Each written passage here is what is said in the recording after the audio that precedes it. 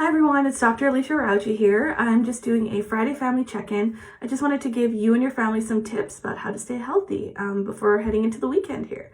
So, hydration and eating well are really the topics I wanted to discuss. So, hydration, obviously keep to that 6 to 8 glasses of water a day. Our bodies are majority water and our cells need it for its functioning. So just keep sipping it. A good tip is just to put some lemon, some berries, whatever will keep you drinking that amount of water or more throughout the day. The next thing I wanted to discuss was protein. So we need adequate amounts of proteins so that we are getting our building blocks, which are called amino acids, and we need amino acids for proper cell function. So really important to get enough protein throughout the day, whether that's meat sources or if they are vegan vegetarian sources.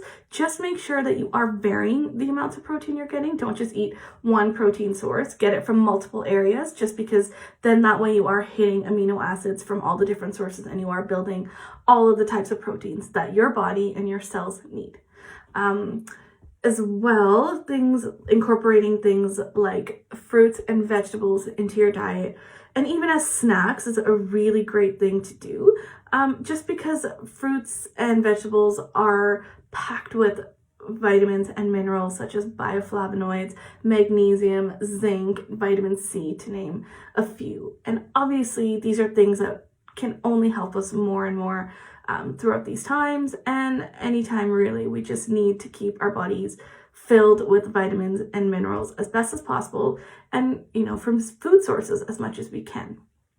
Furthermore to that, I like to incorporate protein with my vegetables and my fruit, just because adding protein to any meal is really important, just because it helps with what's called satiety. Satiety is basically, the term for keeping us full.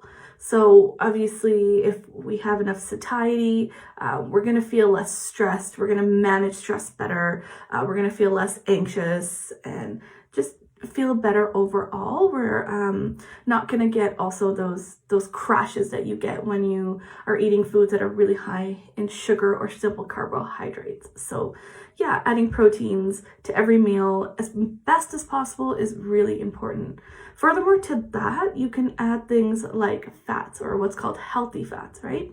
So things like, for example, I like avocados, I like adding coconut oil, maybe nut butters are key, because as well as protein, I would say fats are another thing that keep us satisfied or give us satiety. So we're going to feel full. We're going to just approach and attack the day a little bit better. Another great thing that I like to add to the diet are fermented foods. The reason I like fermented foods is because they're packed with probiotics. We need probiotics for our gut. Our gut is actually our first line of defense for the rest of the systems in our body. So keeping a healthy gut is going to keep us healthy and alert and just feeling well.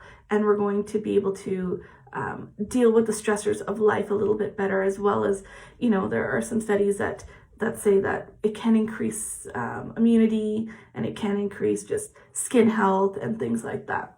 So starting with the gut is really important. So fermented foods are things like sauerkraut, kefir, kombucha. If you're not dairy free, it's things like yogurt as well. Just make sure that you are getting maybe not a sugary yogurt, because we don't want to be adding a lot of sugar right now, or really any time to our bodies, just because sugar can, deplete the immune system, and it can deplete other systems in our body if we're just constantly eating simple sugars. So definitely limit your sugars, and like I said, increase fruits and vegetables, protein, healthy fats. And another thing about, increasing gut bacteria or gut defenses is that it can also help with our mental health.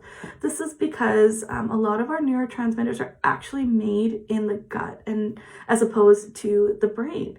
The majority of our serotonin is actually made in the gut. So keeping up with those neurotransmitters is also what's going to help us just deal with stress, anxiety, depression, mental health in general.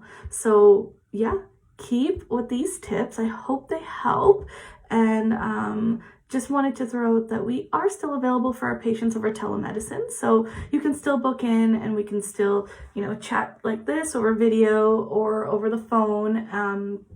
Another great thing that I love to do, and I'm going to continue doing in this time, is to make individualized meal plans. So whether you have a certain dietary lifestyle that you stick to, or you have food sensitivities, whatever the case may be, I'm so happy to do some individualized meal plans that come with shopping lists, recipes. It's really a great way to just make sure that you are hitting all your goals and that you are keeping healthy and well and safe during this time. Thank you very much, and take good care, and we'll see you again soon.